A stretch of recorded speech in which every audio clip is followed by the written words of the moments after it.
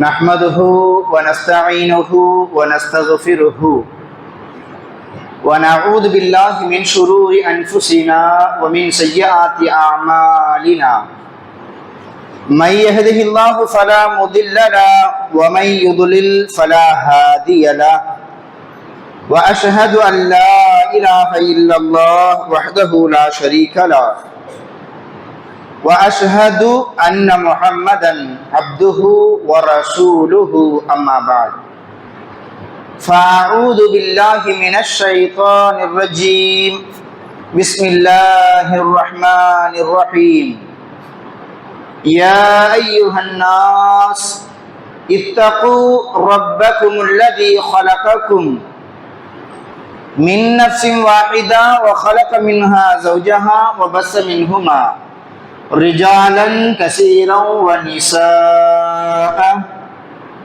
واتقوا الله الذي تساءلون به والأرحام إن الله كان عليكم رقيبا قال نبينا صلى الله عليه وسلم فإن أصدق الحديث كتاب الله وخير الهدى هدى محمد صلى الله عليه وسلم وشر الأمور محدثاتها وكل محدثة بدعة وكل بدعة ضلالة وكل ضلالة في النار اللهم صل على محمد وعلى آل محمد كما صليت على إبراهيم وعلى آل إبراهيم إنك حميد مجيد اللهم بارك على محمد وعلى آل محمد كما باركت على إبراهيم وعلى آل إبراهيم إنك حميد مجيد அளவற்ற அருளாளனும் நிகரற்ற அன்புடையவனுமாகிய அல்லாஹ்வின் திருப்பெயர் போற்றி புகழ்ந்து ஆரம்பம் செய்கின்றேன். அந்த ஏக இறைவனின் சாந்தியும் சமாதானமும் இறுதி தூதர் முஹம்மதுர் ரசூலுல்லாஹ் ஸல்லல்லாஹு அலைஹி வஸல்லம் அன்னவர்களின் மீதும் அன்னவர்கள் குடும்பத்தார்கள் தோழர்கள் தாபிஈன்கள் தபஉ தாபிஈன்கள் சத்தியத்தையும் ஏகத்துவத்தையும் நமக்கு எடுத்து சொன்ன இமாம்கள் குறிப்பாக சத்தியத்தை அறிந்து அதன் அடிப்படையில் நமது வாழ்க்கையை அமைத்துக் கொள்ள வேண்டும் என்கிற உயர்ந்த எண்ணத்தோடு அல்லாஹ்வின் இறை இல்லத்தில் ஒன்று கூடியிருக்கும் நம்மவர்கள் அனைவர்களின் மீதும் வந்து சேரட்டுமாக. அவ்வண்ணமே இங்கு பேசப்படக்கூடிய கேட்கப்படக்கூடிய ஒவ்வொரு செய்திகளையும் நமது உள்ளத்தில் பதிய வைத்து நமது அன்றாட வாழ்க்கையில் எடுத்து நடப்பதற்கு வல்ல இறைவன் அருள் புரிவானாக. வாழக்கூடிய இந்த அற்பமான சொற்பமான இந்த வாழ்நாட்களில் மருத்துவமனையின் கஷ்டங்கள், அதன் சிரமங்கள், அதன் செலவீனங்களை விட்டும் முழுமையாக பாதுகாப்பு பெற்ற ஒரு வாழ்க்கையை அல்லாஹ் நமக்கும் நமது குடும்பத்தார்களுக்கும் தந்தல் புரிவானாக. உயிருள்ள வரையிலும் உடல் சுகத்தையும் உள்ளத்தின் ஆரோக்கியத்தையும் நிரப்பமாக தந்தல் புரிவானாக.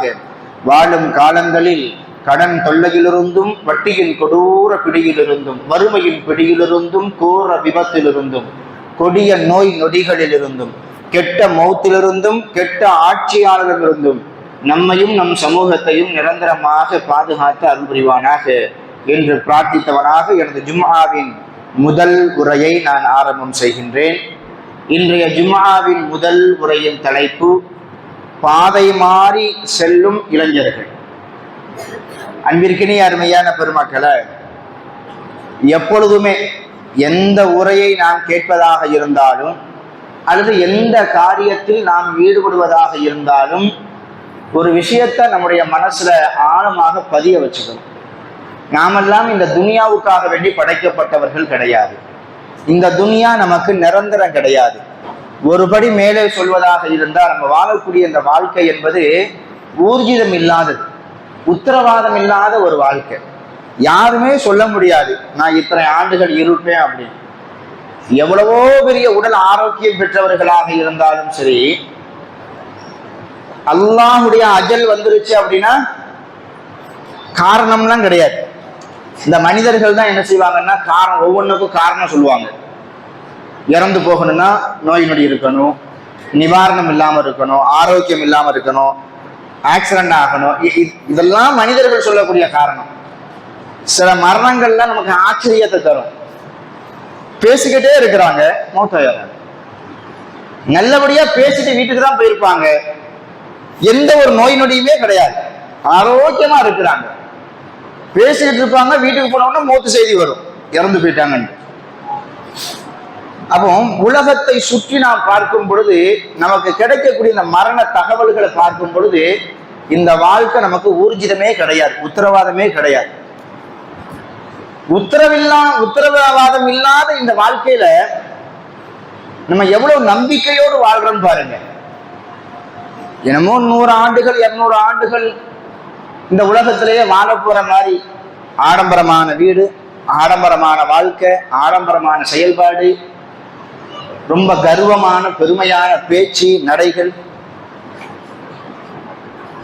எந்த ஒரு மனிதன் நமக்கு இந்த உலகம் நிரந்தரம் கிடையாது, மன்னரையும் மறுமையும் தான் நமக்கு நிரந்தரம் என்று நினைத்து வாழ்கிறாரோ அந்த மனிதருடைய வாழ்க்கை மற்ற மக்களுக்கு ஒரு முன்னோடியாக இருக்கும். இவரை மாதிரி நம்ம வாழணும் அப்படின்ற மாதிரி ஒரு எண்ணம் யாரை பார்த்து வரும் அப்படின்னா, இந்த துனியாவுக்காக வேண்டி வாழ்றாங்க பாருங்க, அவங்கள பார்த்தா வராது. யாரை பார்க்கணும்? மறுமைக்காக வேண்டி வாழ்றாங்க பாருங்க, அவங்கள பார்த்தா இந்த சீதேவி இந்த நல்லவர்களை போல நம்மளும் வாழணும் அப்படின்னு ஒரு எண்ணம் ஒண்ணு வரும். அப்ப எப்பொழுதுமே நம்முடைய உள்ளத்துல சிந்தனையில நமக்கு இந்த உலக நிரந்தரம் கிடையாது, மறுமைதான். மறுமையில ஒரு மனிதன் வெற்றி அடையணும் அப்படின்னா இந்த உலகத்தை என்ன செய்யணும்? அதற்கு தியாகம் செய்யணும். இன்னைக்கு மனிதர்கள்ல சில பேர் இருக்கிறாங்க, யாரையும் நிதர்சனமாக குத்தி காமிக்க வேண்டும் என்பது கிடையாது, செய்த தவறை உணர்ந்து திருந்தி வாழ வேண்டும். அல்லாஹ் நமக்கு இந்த உலகத்துல துனியால வாழ்றதுக்கு கொஞ்சம் வாய்ப்புகளை தந்திருந்தான்னா அதை சரியான ஒரு முறையில பயன்படுத்திக்கணும் அப்படின்றதுக்காக வேண்டி இந்த செய்தி சொல்லப்படுது.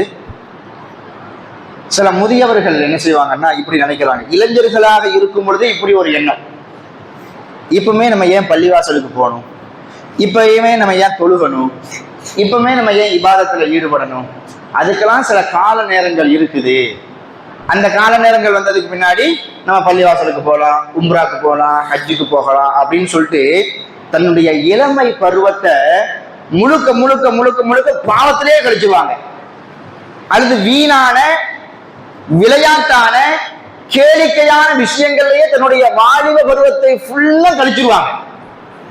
முதுமை பருவம் வந்ததுக்கு பின்னாடி மாசத்துக்கு ஒரு உம்ரா, வருஷத்துக்கு ஒரு ஹஜ்ஜி. நம்ம என்ன கேட்கிறோம் மனசுல பதிய வச்சுக்கணும், இளமை பருவத்திலேயே அல்லாஹ்வை அஞ்சி வாழக்கூடிய ஒரு மனிதனையும் இளமை பருவத்தை ஃபுல்லா வேஸ்டா கழிச்சிட்டு முதுமை பருவத்துல அப்பெல்லாம் பாவம் செய்யணும்னு நம்ம நினைச்சாலும் நம்முடைய உடல்லாம் ஒத்துழைக்காது. பாவம் செய்யணும்னு சொல்லி நம்ம வெளியில போனாலும் ஊர் உலகம் நம்மளை ஏத்துக்காது. பாவமே செய்ய முடியாது, அதற்கு வாய்ப்பே இல்லை, அதற்கு சந்தர்ப்பமே இல்லை என்று ஒரு நிலைக்கு வரும் பொழுது நான் பாவத்தை விட்டு விலகி வாழ்றேன், ரப்பே நீ மன்னிச்சிரியாதா அப்படின்னு சொல்லிட்டு வயசான ஒரு காலகட்டத்துல திரும்பி வாழ்றாங்கல்ல. அதாவது வாலிப பருவத்துல இருந்தே அல்லாஹ்வை பயந்து வாழ்பவரையும் முதிய வயதில் திரும்பி வாழ்பவர்களையும் நாளை மறுமையில் அல்லாஹ் ஒன்னா வைப்பான்னு சொல்லிட்டு நீங்க நினைக்கிறீங்களா? அப்படி அல்லாஹ் வைப்பான்? ஒரு காலம் அல்லாஹ் வைக்க மாட்டான். ஸல்லல்லாஹு அலைஹி வஸல்லம் அவங்க ஒரு செய்தியை சொல்லுவாங்க, புகாரி இமாம் தனது கிதாபில் பதிவு செய்வாங்க, சபஅத்துன் யுதில்லுஹுமுல்லாஹு ஃபீ ظில்லிஹி யௌம லா ظில்ல இல்லா ظில்லுஹு. நாளை மறுமையில எந்த ஒரு நிழலும் இல்லாத அந்த காலகட்டத்தில் அல்லாஹ் 7 கூட்டத்தார்களுக்கு தன்னுடைய அர்ஷின் நிழலை வழங்குவான். இது சாதாரணமான ஒரு விஷயம் கிடையாது. யார் நாளை மறுமையில் அல்லாஹுடைய அர்ஷுடைய நிழலுக்கு சொந்தக்காரங்களா ஆயிட்டாங்களோ, யார் மீது அல்லாஹுடைய அர்ஷுடைய நிழல் பட்டு விட்டதோ அவர் மீது அல்லாஹுடைய கோப பார்வை படவே படாது. யார் அல்லாஹுடைய அர்ஷுடைய நிழல்ல ஒதுங்கிட்டாங்களோ அவங்க நரகத்துக்கு போகவே மாட்டாங்க. ரசூலுல்லாஹ் சொல்றாங்க, எந்த ஒரு நிழலும் இல்லாத அந்த மஹ்ஷர் பெருவெளியில் அல்லாஹ் 7 கூட்டத்தார்களுக்கு தன்னுடைய அர்ஷின் நிழலை வழங்குவான். அதுல முதல்ல யார சொல்றாங்க? அல் இமாம் ஆதில். ஆட்சி அதிகாரம் தன்னிடம் இருந்து அந்த ஆட்சி அதிகாரத்தை தவறான முறையில் பயன்படுத்தாமல் நீதத்தோடு வாழ்ந்த ஒரு அரசனுக்கு அல்லாஹ், ஒரு ஆட்சியாளருக்கு அல்லாஹ் தன்னுடைய அர்ஷின் நிழலை வழங்குவான். இரண்டாவதாக சொல்றாங்க, ஷாபுன் நஷஅ ஃபீ இபாதத்தி ரப்பிஹி. இரண்டாவதா சொல்றாங்க, யார் தன்னுடைய வாலிப பருவத்தில் அல்லாஹ்வை அஞ்சி அவனுக்கு பயந்து தன்னுடைய அந்தரங்கத்தையும் தன்னுடைய வெளிப்படையான வாழ்க்கையையும் அமைத்துக் கொள்கிறானோ அந்த வாலிபர்களுக்கு அல்லாஹ் தன்னுடைய அரிசின் நிழலை வழங்குவான். சுப்ஹானல்லாஹ். அல்லாஹ் நம்ம எல்லாத்துக்கும் அதை நசீபாக்கும். ரசூலுல்லாஹ் பிரிச்சு காட்டுறாங்க பாருங்க. இளமை பருவத்தில இருந்தே ஒரு மனிதன் அல்லாஹ்வை அஞ்சுவதற்கும், முதுமை பருவத்தில் மட்டும் அல்லாஹ்வை அஞ்சி திரும்பி வாழ்பவருக்கும் வேறு டிஃபரெண்ட் இருக்குது. ரெண்டு பேர்த்தையும் அல்லாஹ் ஒன்னா வைக்கவே மாட்டான். அதனால வாலிப பருவத்தில் இருக்கக்கூடிய ஒவ்வொரு இளைஞர்களும் தன்னுடைய வாழ்க்கையை ரொம்ப கவனத்தோடு வாழணும்.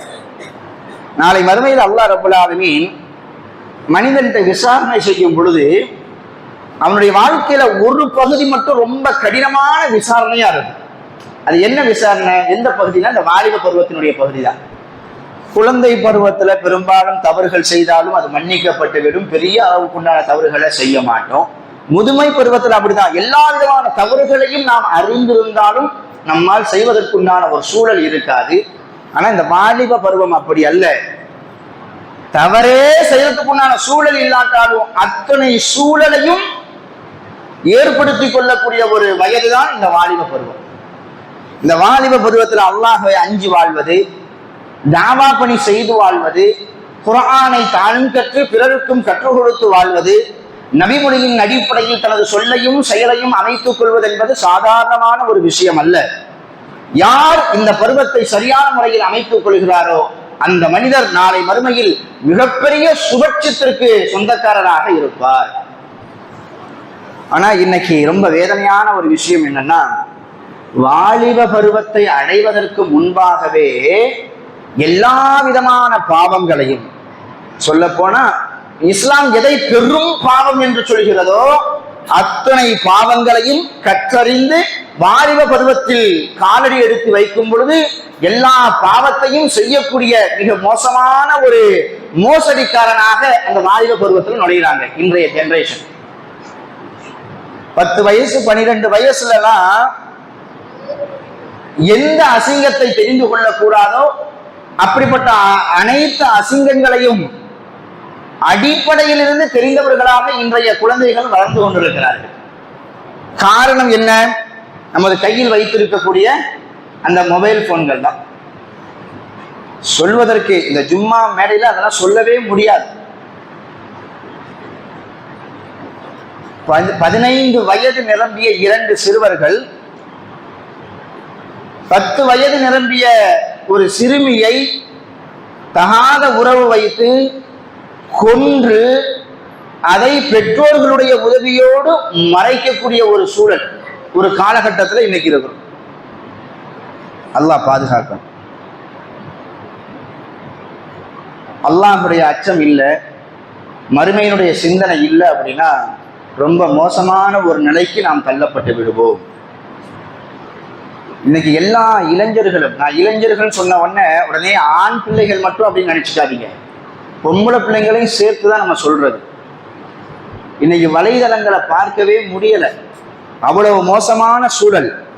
இஸ்லாமிய பெண்கள் பர்தாவை அணிந்து கொண்டு எந்த பேச்சுக்களை பேசக்கூடாதோ அல்லது எந்த பேச்சுக்களுக்கு சைகை செய்யக்கூடாதோ அப்படிப்பட்ட விஷயங்களை எல்லாம் மற்றவர்கள் போடக்கூடிய அந்த லைக்குக்காக வேண்டி, மற்றவர்கள் பார்க்கக்கூடிய அந்த வியூவுக்காக வேண்டி ரொம்ப மோசமான காரியங்களை இன்றைக்கு இளைய சமுதாயத்தில் இருக்கக்கூடிய பெண்கள் செய்து வருகிறார்கள். ஒரு ஆண் செய்யறதுக்கும் ஒரு பெண் செய்யறதுக்கும் ரொம்ப வித்தியாசம் இருக்குது. ஒரு ஆண் செய்தான் என்றால் பார்த்து சிரிச்சுட்டு போயிடுவாங்க. ஆனால் ஒரு அசிங்கத்தை ஒரு பெண் செய்தால் அதை உலகத்தில் உள்ள எல்லா ஆபாசமான கண்களும் பார்க்கும், பார்ப்பதற்கு அது ஆசைப்படும். சட்டங்கள் கூட பாருங்க, ஆண்களுக்கு வேற பெண்களுக்கு வேறன்னு சொல்லிட்டு இஸ்லாம் சில சட்டங்களை சொல்லும். அதிலும் இந்த கற்புணர்வை பாதுகாக்கும் விஷயத்துல பெண்களுக்கு கொஞ்சம் கூடுதலாகவே சட்டத்தை சொல்லும்.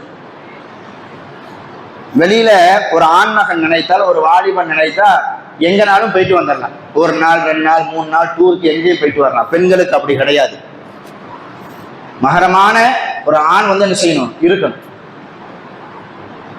அப்பாவோ அண்ணனோ கணவனோ துணை இல்லாமல் எங்கேயுமே ஒரு நாள் 2 நாள் என்ன செய்யக்கூடாது, பயணம் செய்யக்கூடாது. ஏன், உம்ராக்கே போறாலும் ஹஜ்ஜுக்கே போகிறதாக இருந்தாலும் சரியான துணை இல்லாமல் போகக்கூடாது. ஹஜ்ஜு கடமை தான். ஆனா அந்த ஹஜ்ஜை நிறைவேற்றணும் அப்படின்னா என்ன செய்யறது, ஒரு துணையோடு தான் போகணும். கணவனோட போகணும், அல்லதுன்னா தந்தையோட போகணும், சகோதரனோட போகணும். ஆனா இன்னைக்கு டிராவல் வச்சு நடக்கக்கூடிய சில டிராவல்ஸ் கூட என்ன செய்யறாங்கன்னா, போறது வந்து உம்ராவுக்காக வேண்டி போறோம், ஹஜ்ஜுக்காக வேண்டி போறோம். ஆனா அந்த இடத்துல, அந்த காவலர் என்கிற அந்த இடத்துல சம்மந்தமே இல்லாத ஒருவரை போட்டு கூட்டு போவாங்க. இதெல்லாம் தப்பு. வியாபாரத்திற்காக வேண்டி இந்த மாதிரி செய்யறாங்க அப்படின்னா போறது நன்மை. அல்லாஹ்வும் அல்லாஹ்வுடைய ரசூலும் சொல்லிட்டாங்க, பெண்கள் தனியாக பிரயாணம் செய்யக்கூடாது தகுந்த துணை இல்லாமல். அப்படின்னு இருக்கும் பொழுது நம்ம என்னதான் பாதுகாப்பா நம்ம கூட்டு போனாலும் அங்க தவறுகள் நடக்கிறதுக்கு வாய்ப்பே இல்லாட்டாலும் அல்லாஹ்வுடைய சட்டத்தை, அல்லாஹ்வுடைய ரசூலுடைய சட்டத்தை மீறிதான் நம்ம போகணும் அப்படின்னு இஸ்லாம் அதை சொல்லவே இல்லை. டிராவல்ஸ் வச்சு நடத்தக்கூடியவங்க இந்த விஷயத்துல ரொம்ப கவனத்தோட, ஆட்கள் பற்றாக்குறையா இருக்குது, 10 பேர் 20 பேர் போனா நஷ்டமாயிரும், அதனால பரவாயில்ல இருக்கட்டும், நம்ம ரொம்ப சேஃபா தானே கூட்டு போயிட்டு வரோம். என்ன சேஃபா கூட்டு போனாலும் தப்பு தான். அல்லாஹ்வும் அல்லாஹ்வுடைய ரசூலும் ஒன்ன செய்யாதீங்கன்னா நம்ம செய்யக்கூடாது. மது இருக்குது, மதுவை தடை செய்வதனுடைய நோக்கம் எது, என்ன, மதுவை குடித்தால் புத்தி பேதலிச்சு போயிடும். அப்ப ஒருத்தவர் வந்து புத்தி பேதலிக்காத அளவுக்கு கொஞ்சோண்டு குடிச்சுக்கலாமா, நார்மலா இருக்கிற மாதிரி குடிச்சுக்கலாமா? நோக்கம் எதுதான், மதுவை அல்லாஹ் ஹராமாக்கியதுடைய நோக்கம் எதுதான். அந்த மது உள்ளக்க போயிடுச்சு அப்படின்னா என்ன செய்யறான்னு சொல்லிட்டு அவனுக்கு தெரியாது.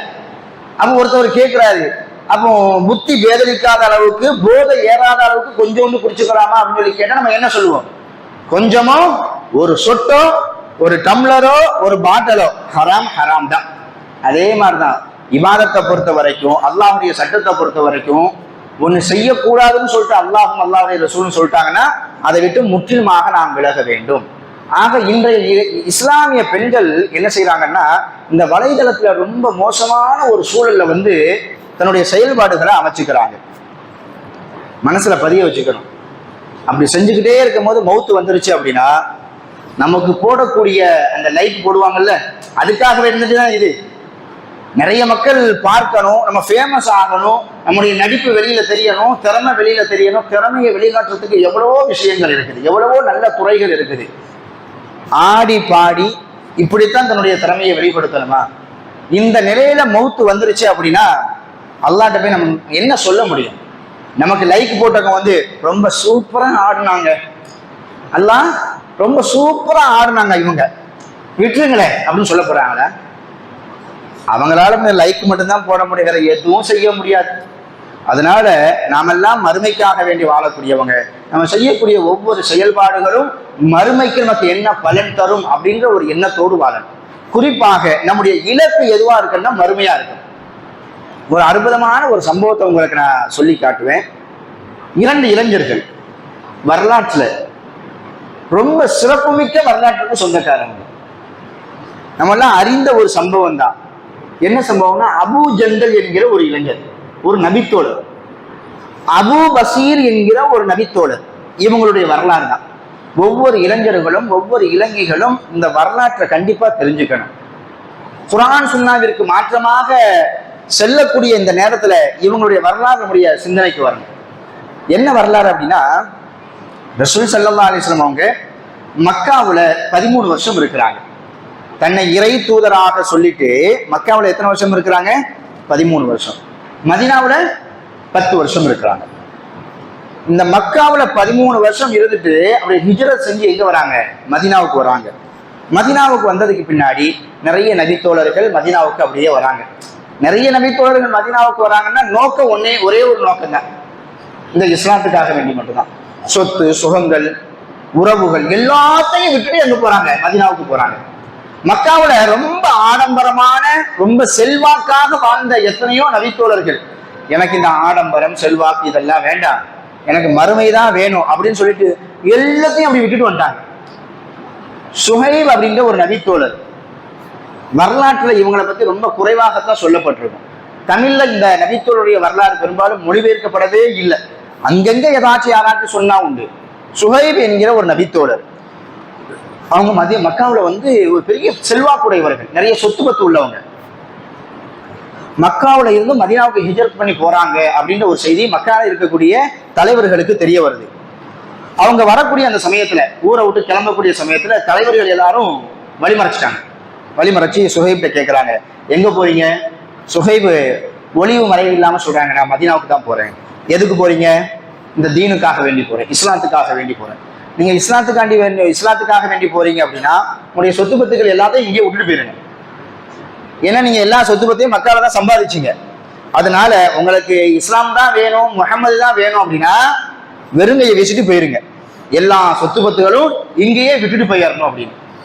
ஒரு கணம் கூட யோசிக்கலங்க, ஒரு நொடி பொழுது கூட யோசிக்கல. ஐயோ இவ்வளவு ஆடம்பரமா வாழ்ந்துட்டோம், வசதியா வாழ்ந்துட்டோம், இப்ப ஒண்ணும் இல்லாம வெறுங்கையை வீசிட்டு மதீனாவுக்கு போனா சாப்பாட்டுக்கு என்ன செய்யறது, தங்குறதுக்கு என்ன செய்ய யோசிக்கவே இல்லை. லில்லாஹி வ ரசூலி, எனக்கு அல்லாஹ்வும் அல்லாஹ்வுடைய ரசூலும் எனக்கு போதுமானது அப்படின்னு சொல்லிட்டு எல்லாத்தையும் உதறி சொல்லிட்டு வெறுங்கையோட போனாங்க. எங்க? மதீனாவுக்கு. எப்படி முடிஞ்சுது? எப்படி முடிஞ்சுது?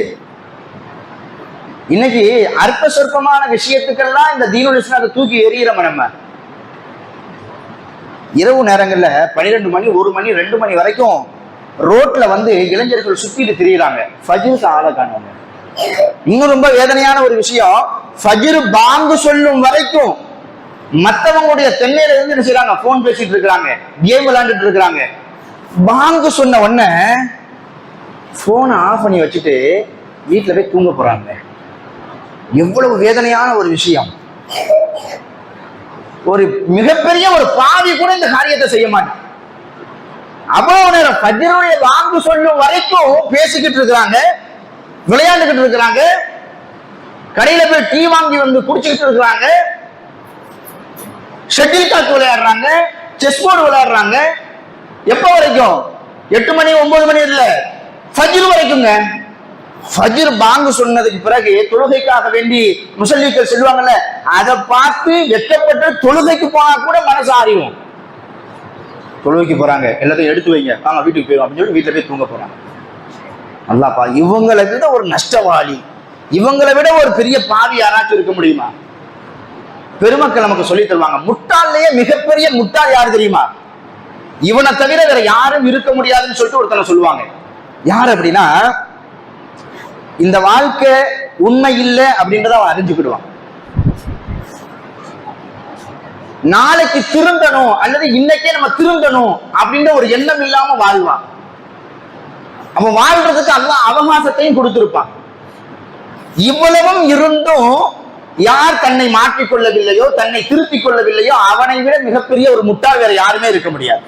உண்மைதானே?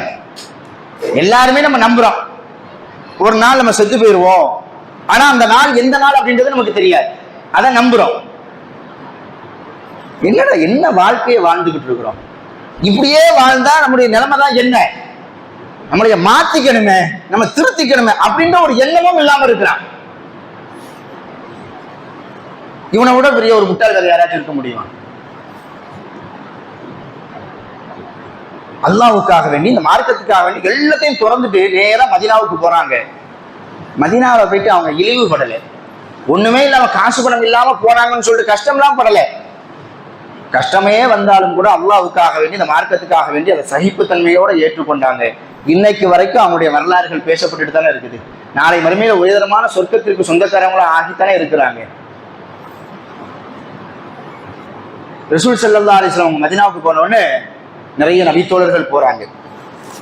அப்படி போனா அதுல அபூ ஜந்தல் அப்படின்னு சொல்லிட்டு ஒரு நபித்தோழர் இருந்தாங்க. அவர் யார் அப்படின்னா வயசானவர் கிடையாது, சின்ன பையனங்க, இளைஞர், அவர் இளமை பருவம். அவருடைய தந்தை பெயர் வந்து சுஹைல். அபூ ஜந்தலுடைய தந்தை பெயர் சுஹைல். மக்காவுடைய பெரிய தலைவர்கள் இருப்பாங்கல்ல, அப்படிப்பட்ட ஒரு முக்கியமான தலைவர்கள்ல ஒரு ஆள் தான் சுஹைல். இவருடைய மகன் தான் அபூ ஜந்தல். நல்ல வசதி வாய்ப்பு மிக்கவர், ஊர்லயே நல்ல பேரு புகழோடு வாழக்கூடியவர். இப்படி ஒரு குடும்பத்துல பிறந்தா ஒரு வாலிபர் எப்படி வளருவான்? இன்னைக்கு நம்ம ஊரை எடுத்துக்கிடுவோம், ஏழ்மையில வாழக்கூடிய ஒரு குடும்பத்திலையும் நல்ல வசதி வாய்ப்புல வாழக்கூடிய ஒரு இளைஞனும் எப்படி இருக்கிறார்? அவன் எப்படி இருந்துட்டு போறாங்க. ஆனா ரோட்ல போறவங்களுக்கு கண்ணியம் கொடுக்கணுமா இல்லையா? மழை காலமா இருக்குது. மழை காலம்னா நம்ம ஊர் என்ன துபாய் மாதிரி சிங்கப்பூர் மாதிரியா இருக்குது. அங்கங்க பள்ளங்கள் தோண்டி வச்சிருப்பாங்க. அங்கங்க ஒரு 10 லிட்டர் தண்ணி தேங்கி நிற்கும். வெள்ளையோட வெள்ளையும் சொல்லையுமா வெளியில போயிட்டு மறுபடியும் வீட்டுக்குள்ள வந்தா சேர்ந்த சகதியமாக தான் வர வேண்டியிருக்கு மழை காலத்துல. காலே எட்ட மாட்டாங்க. அவ்வளவு பெரிய பைக் சரிஞ்சா தாங்கக்கூடிய அளவுக்கு உண்டான ஒரு வெயிட் கூட இல்லை. அவ்வளவு பெரிய பைக்கை நம்ம கிட்ட காசு பணம் இருக்குதுன்னு சொல்லி பிள்ளைங்களுக்கு வாங்கி கொடுத்துட்றாங்க. பஜாருக்குள்ள போறாங்க வராங்க. தம்பி கொஞ்சம் மெதுவா போப்ப, நீ போப்பா பார்த்து அப்படின்ட்டு போறாங்க. தம்பி சேர் சகதி அடிக்குதுப்பா அப்படின்னா அந்த வயதுக்கு கூட ஒரு மட்டு மரியாதை இல்லாம நடந்துக்கிறாங்க. அது என்ன காரணம்னா அந்த காசு தான், தங்கிட்ட இருக்கக்கூடிய அந்த செல்வாக்கு தான். எங்க அப்பா எப்படிப்பட்டவர் தெரியுமா? ஊர்ல பெரிய ஆளு. எங்க அப்பா யாரு தெரியுமா? அவரு. எங்க அப்பா யாரு? இவரு. எங்க அப்பா கிட்ட இவ்வளவு காசு. இதுதான் ஒரு உதாரணத்துக்கு சொல்றேன். காசு பணத்தோடு செல்வாக்கோடு இருக்கக்கூடிய ஒரு தலைவருக்கு இன்னைக்கு மகனாக பிறந்தார் அப்படின்னா எப்படி எல்லாம் வாழ்றாங்க. அந்த அபூஜந்தல் இருக்கிறார்ல, மக்காலேயே பெரிய தலைவருடைய மகன். ஸல்லல்லாஹு அலைஹி வஸல்லம் அவங்க சொல்லக்கூடிய அந்த ஏகத்துவ அந்த கொள்கையில் அப்படி ஈர்க்கப்பட்டு தன்னை அப்படியே முஸ்லிமா ஆக்கிக்கிறாரு. ஆனா தந்தைக்கு பிடிக்கல. சுஹைல் இருக்கிறாரு, அவருக்கு பிடிக்கல. மகனை கூப்பிட்டு சொல்றாரு, என்ன பாருப்பா அபூஜந்தல், நீ எப்படினாலும் இருந்துக்கோ, நீ எப்படினாலும் இருந்துக்கோ. ஆனா நீ என்ன செய்யணும்னா முகம்மது என்ன சொல்றாரு, அவர் சொல்லக்கூடிய கொள்கை இதெல்லாம் நீ வந்து என்ன செய்யக்கூடாது, ஏற்றுக்கூடாது. மற்றபடி நீ எப்படி வேணாலும் இருந்துக்கோ. அபூஜந்தல் சொல்றாரு, இந்த உலகத்துல எனக்கு எல்லாத்தையும் விட ரொம்ப பெருசா நினைக்கிறது அந்த மார்க்கத்தை மட்டும்தான். அதை நான் எதுக்காக வேண்டிய நான் விட்டு கொடுக்க மாட்டேன். வீட்டுக்குள்ளேயே ஒரு கைதியாக, சங்கிலியால் பிணைக்கப்பட்ட ஒரு கைதியாக வீட்டுல வந்து என்ன செய்யறாரு, அடைத்து வைக்கப்படுகிறார். ரசூல் ஸல்லல்லாஹு அலைஹி வஸல்லம் மதீனாவுக்கு போயிட்டு ஒரு 6 வருஷம் கழிச்சு மறுபடியும் ஒரு சஹாபாக்கள் கூட்டத்தோடு எங்க வராங்கன்னா மதீனாவை நோக்கி வராங்க. இந்த செய்தி யாருக்கு கிடைக்க வருதுன்னா வீட்டுல கைதியா இருக்கக்கூடிய அபூஜந்தலுக்கு தெரிய வருது. வீட்டுல இருந்து தப்பிச்சு ஓடோடி எங்க வராங்க, ரசூலுல்லாஹ் இருக்கக்கூடிய இடத்துக்கு வந்து ரசூலுல்லாஹ்ட்ட சொல்றாங்க, யார் ரசூலல்லாஹ், எனக்கு ஏற்பட்டிருக்கக்கூடிய நிலைமையை பார்த்தீங்களா? சொந்த வீட்டிலேயே நான் சங்கிலியால் பிணைக்கப்பட்டு ஒரு கைதியாக நான் இருக்கிறேன். இப்போ நீங்களும் தோழர்களும் உம்ரா செய்யறதுக்காக வேண்டி வந்திருக்கிறீங்க, எப்படியாவது என்னை கூட்டிட்டு போயிருங்க, எங்க வீட்டிலேயே எனக்கு ரொம்ப கொடுமைகள் நடக்குது அப்படின்னு சொல்றாங்க. இப்படி பேசிக்கிட்டே இருக்கும் பொழுது பக்கத்துல தந்தையும் நிக்கிறாரு, சுஹைல் நிக்கிறாரு. சுஹைல் என்ன செய்யறாருன்னா அபூஜந்தலுடைய கன்னத்துல ஓங்கி அடிச்சு, வா வீட்டுக்கு கிளம்பு. ரசூல் ஸல்லல்லாஹு அலைஹி வஸல்லம் அவங்க அந்த அபூஜந்தலுடைய தந்தையான சுஹைல்கிட்ட சொல்றாரு, சுஹைல், இது வரைக்கும் நான் உங்ககிட்ட நான் எதையுமே கேட்டது கிடையாது. ரசூலுல்லாஹ் இந்த துனியாவுக்காக வேண்டி யார்ட்டையும் கை நீட்டினது கிடையாது. சுஹைல்கிட்ட சொல்றாங்க, சுஹைலே, இதுவரையிலும் எனக்காக வேண்டி யார்கிட்டையும் நான் எந்த ஒரு உதவியும் எந்த ஒரு தேவையும் கேட்டது கிடையாது. உங்ககிட்ட முதல்ல நான் கேட்கிறேன், எனக்காக வேண்டி உங்களுடைய மகன் அபூஜந்தலை என் கூட மதீனாவுக்கு அனுப்பிச்சு வச்சிருங்களேன் அப்படின்றாங்க. அபூஜந்தலுடைய தந்தை சொல்லிட்டாரு, அனுப்பவே முடியாதுன்ட்டார். ரசூலுல்லாஹ் நினைச்சாங்கன்னா அபூஜந்தலுடைய தந்தை சுஹைல் மக்கால இருக்கக்கூடிய எல்லாத்தையும் துவம்சம் பண்ணக்கூடிய அளவுக்கு பெரிய படையோட தான் வந்திருக்கிறாங்க. சும்மா சாதாரணமாலாம் வரல. ரசூலுல்லாஹ் நினைச்சிருந்தாங்கன்னா செஞ்சிருக்கிறான். ஆனா ரசூலுல்லாஹ் சண்டை போடணும்னு சொல்லிட்டு நோக்க வரல, உம்ராவுக்காக வேண்டி வந்திருக்காங்க. எதுக்கு சண்டை சச்சரவு? ஆனா அபூஜந்தல் ரொம்ப ஆசையோட, நம்ம வந்து ரசூலுல்லாஹ்வை சந்திச்சிட்டோம் அப்படின்னா கண்டிப்பா ரசூலுல்லாஹ்வோட நம்ம போயிடலாம், நமக்கு இன்னையோட ஒரு விடிவு காலம் பிறந்துரும், இனிமேல் நம்ம கஷ்டத்தை அனுபவிக்க தேவையில்லை அப்படின்ற ஒரு ஆசையோட வந்திருக்கிறாங்க. வந்த இடத்துல தந்தை இடையில நுழைஞ்சு போகவே நான் அனுப்பவே மாட்டேன்னு சொல்றாங்க. இருந்தாலும் அபூஜந்தலுடைய உள்ளத்துல எப்படி இருக்குன்னா ரசூலுல்லாஹ் கண்டிப்பா நம்மளை கூட்டிட்டு போயிடுவாங்க, எப்படி விட்டுட்டு போவாங்க? இவ்வளவு கஷ்டத்தை அனுபவிக்கிறோம், எப்படி விட்டுட்டு போவாங்க? கண்டிப்பா கூட்டிட்டு தான் போவாங்க அப்படின்ற நம்பிக்கையோட இருக்கும் பொழுது ரசூலுல்லாஹ் என்ன சொன்னாங்க தெரியுமா? அபூஜந்தலே, திரும்பி நீங்க மக்காவுக்கே போங்க, அல்லாஹுடைய உதவி உங்களுக்கு மிக அருகாமையில் இருக்குது, நம்பிக்கை இழக்காதீங்க, அல்லாஹுடைய உதவி உங்களுக்கு வரும், நீங்க திரும்பி போங்க அப்படின்றாங்க. கொஞ்சம் கூட சலனப்படாம ரசூலுல்லாஹ் சொல்லியிருக்கிறாங்க, அல்லாஹுடைய உதவி கண்டிப்பாக வரும் அப்படின்னு சொல்லிட்டு மறுபடியும் மக்காவை நோக்கியே போறாங்க. எப்படிப்பட்ட ஒரு தியாக எண்ணத்தை பாருங்க. ஒரு வாலிப பருவத்துல ஒரு இளைஞரா இருக்கிறாரு, தன்னுடைய வாழ்க்கையை எப்படி வேணாலும் அமைச்சுக்கலாம், எப்படி வேணாலும் வாழலாம், அதுக்குண்டான எல்லா சூழலும் இருந்தும் கூட என்னுடைய வாலிப பருவத்தை, என்னுடைய எல்லா செயல்பாட்டையும் நான் இந்த மார்க்கத்துக்காக வேண்டிதான் அமைச்சுக்கிடுவேன்னு சொல்லிட்டு எவ்வளவு சோதனைகள் வந்தாலும் அல்லாஹ்வுக்காக வேண்டி, இந்த மார்க்கத்துக்காக வேண்டி அதை சகித்து கொண்டு மறுபடியும் அந்த கஷ்டத்தை அனுபவிப்பதற்காக வேண்டி மக்காவுக்கே போறாங்க. அல்லாஹ்வுடைய ரசூல் சொன்ன மாதிரி மிகப்பெரிய ஒரு வெற்றி அந்த அபூஜந்தலுக்கு கிடைச்சது.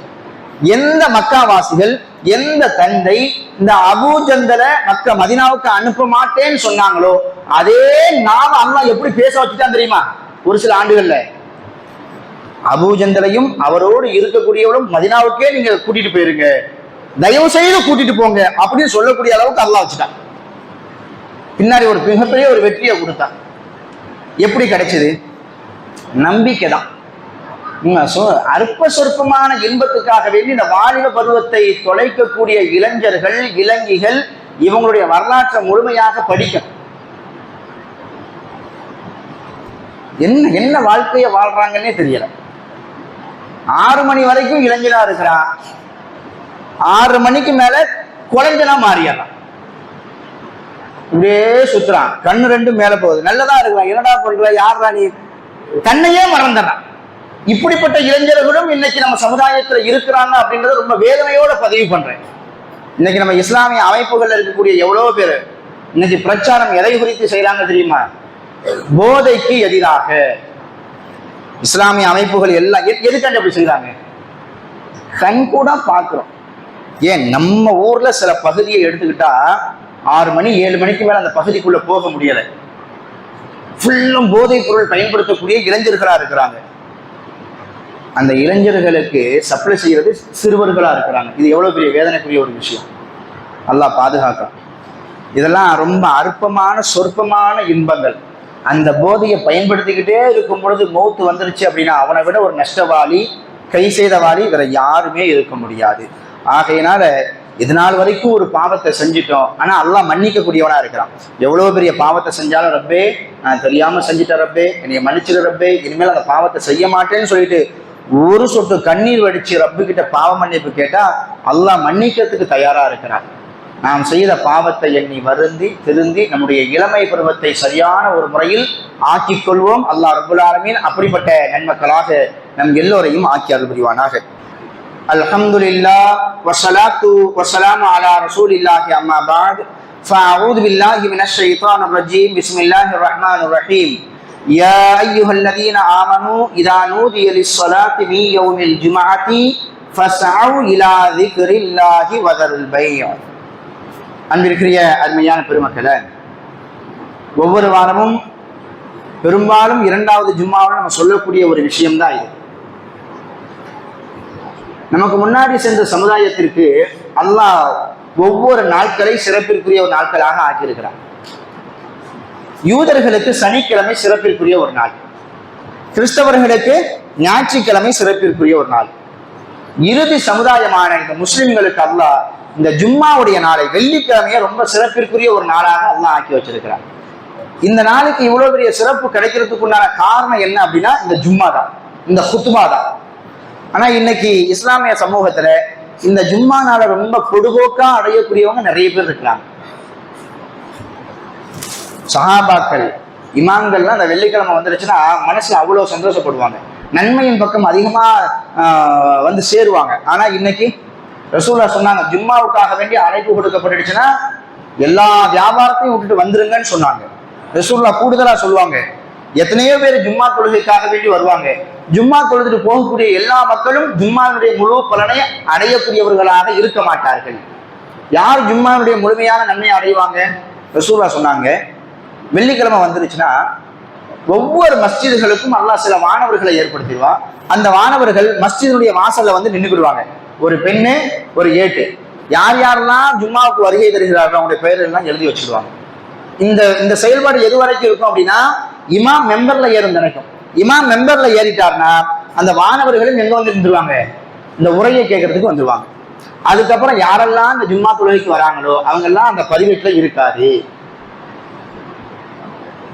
அதனால ஜும்மா தொழுகைக்கு நம்ம முடிவு பண்ணிட்டோம்.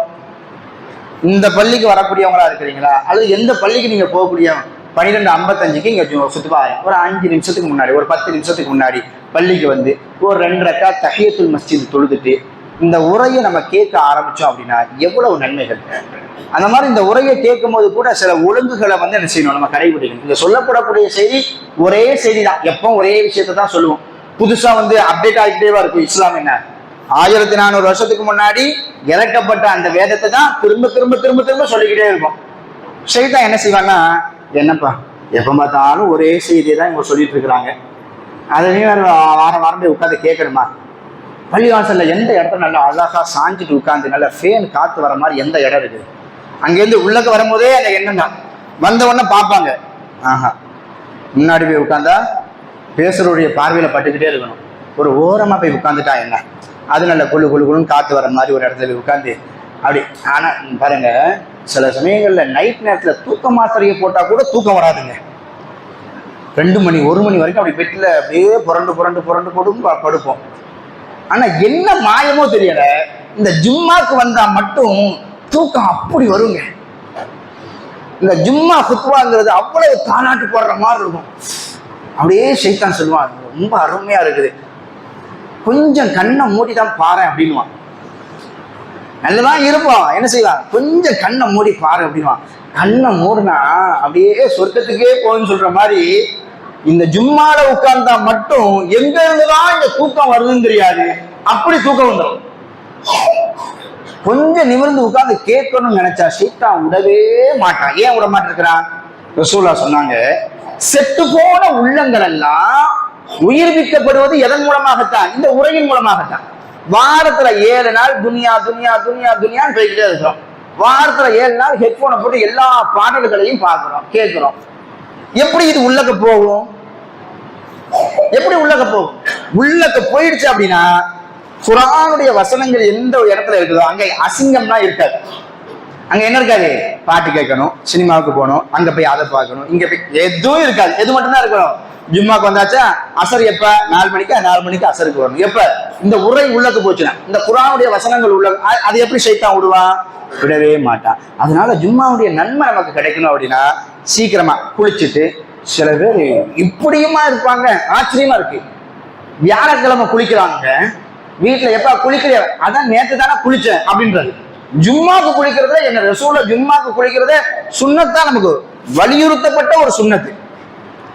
ஜும்மாக்கு அழகான முறையில் குளிச்சுட்டு, நம்ம கிட்ட இருக்கக்கூடிய ஆடைகள் நல்ல ஆடைகளை அணிஞ்சிட்டு, நல்ல ஒரு அத்தர் வாசனை திரவியத்தை போட்டுக்கிட்டு, தன்னை அழகுபடுத்திட்டு ஜும்மாக்கு சீக்கிரமா வந்து, இங்க சொல்லப்படக்கூடிய செய்தி திரும்ப திரும்ப சொல்லப்படக்கூடிய செய்தியா இருந்தாலும் சரி, அல்லாஹ்வுடைய வார்த்தையில இது அப்படின்னு அதை கவனத்தோடு நம்ம கேட்டுட்டு தொழுகையை முடிச்சுட்டு நம்ம வெளியில போனோம்னு வைங்களேன், வல்லாஹி அல்லாஹ் மீது சத்தியம் விட்டு சொல்கிறேன், அடுத்த வாரம் வரையிலும் நமது உள்ளங்கள் உயிர்ப்பிக்கப்பட்டுக்கிட்டே இருக்கும், புத்துணர்ச்சியோடு இருக்கும், பாவத்தின் பக்கம் நம்ம செல்லவே மாட்டோம், முழுமையான கூலிகளும் நமக்கு கொடுக்கப்படும். இன்ஷா அல்லாஹ் வரக்கூடிய வாரங்கள்ல இருந்து ஜும்மாக்கு வருகை தரக்கூடிய மக்கள் இந்த அடிப்படையில நம்முடைய செயல்பாடுகளை அமைத்துக் கொண்டால் ஜும்மாவினுடைய கூலியும் கிடைத்துவிடும், நமது வாழ்க்கையிலே மிகப்பெரிய ஒரு நல்ல மாற்றமும் அடையும். அல்லாஹ் ரப்புல் ஆலமீன் இப்படிப்பட்ட நல்ல மாற்றத்தை அடையக்கூடிய நன்மக்களாக நம்மையும் நம்மை சார்ந்தவர்களையும் ஆக்கியார் புரிவானாக என்று பிரார்த்தித்தவனாக எனது ஜும்ஆவின் 2ஆம் முறையை நான் நிறைவு செய்கிறேன். வாஹிர் தாவானா அனில் அல்ஹம்துலில்லாஹி.